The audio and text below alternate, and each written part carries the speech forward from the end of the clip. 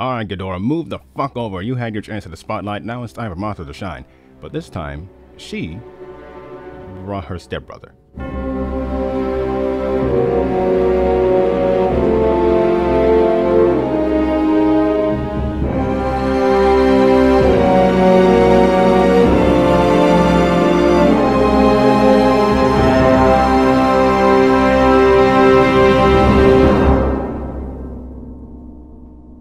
I'm Demetrius, and welcome to the Brumakian podcast. This is an episodic review series where I can review anything, but not everything. That includes monster movies, both big and small, anime, and video games. This week is Godzilla vs. Mothra, 92 edition.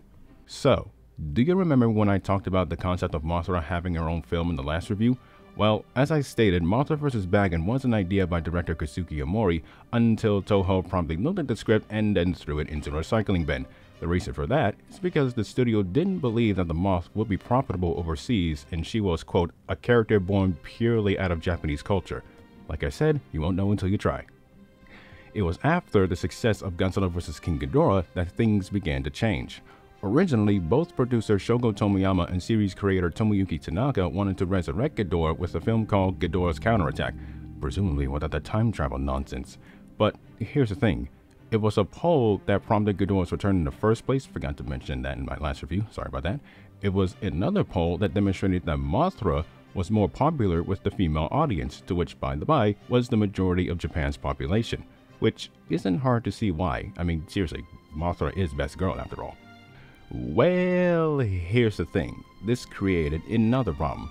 First things first, Omori was replaced by director Takeo Okawara, though Omori would remain as screenwriter. He had hoped that the Mothra vs. Bagan concept would be a possibility until he realized that it became an impossibility. Bagan was replaced by Ghidorah, an evil twin of Mothra. Then the name was changed to Batra and had Hurricane Ryu to play the role. As a side note, former Godzilla director Ishiro Honda visited the set of the film. I'll talk about what happens to him in 2 more episodes. Anyhow, the end result was Godzilla vs. Mothra, 92 edition, released in Japan on December 12, 1992, and here is its plot synopsis according to IMDb, which is so completely short that I might as well read it myself. After a meteorite crash landed on Earth, for some reason, Japan is caught in the middle of an epic battle between the divine Mothra and her dark counterpart Batra. Oh, and Godzilla's there as well too. Boy, doesn't this sound familiar?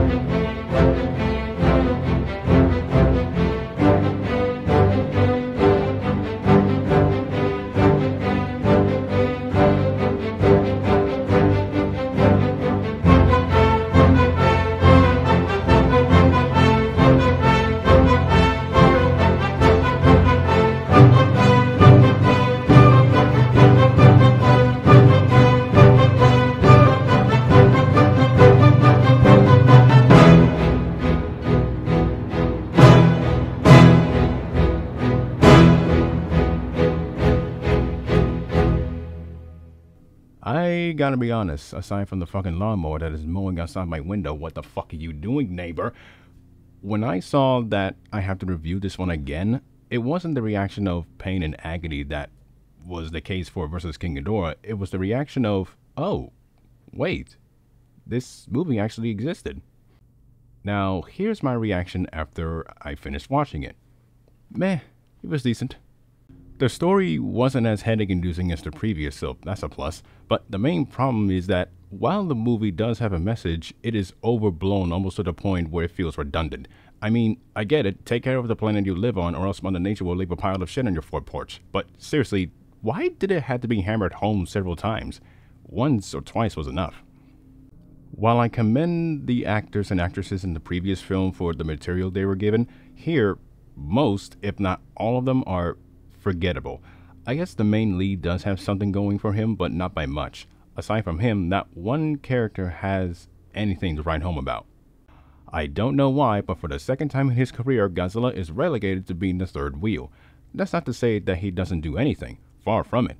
The fact that he managed to cause Mount Fuji's eruption for the first time since 1707 is an amazing sight to behold. I don't know why everyone in the film is surprised. Seriously, he lived inside of Mount Mothra. This is nothing to him. Godzilla's design hasn't changed all that much except for a few differences, though I'm starting to see that he's losing his muscles. What, did you completely forget to go to the gym, you lazy bastard? Mothra and Batra are interesting. Mothra is still the same as she usually is, and I do like that Batra is the complete opposite of her, but what I don't like are those models. Well, okay, the designs are fine, but the actual puppets themselves are stiff as a fucking board. We've seen in the Showa era that Mothra has a lot more movement in her wings. This ain't it, Chief. And it didn't help much with the fucking sound design. That's another thing. Some of the sound design is completely missing, and some sounds are just altered. For example, Godzilla has a remixed version of his roar from the 1960s. Yeah, I can actually tell because I noticed a few differences.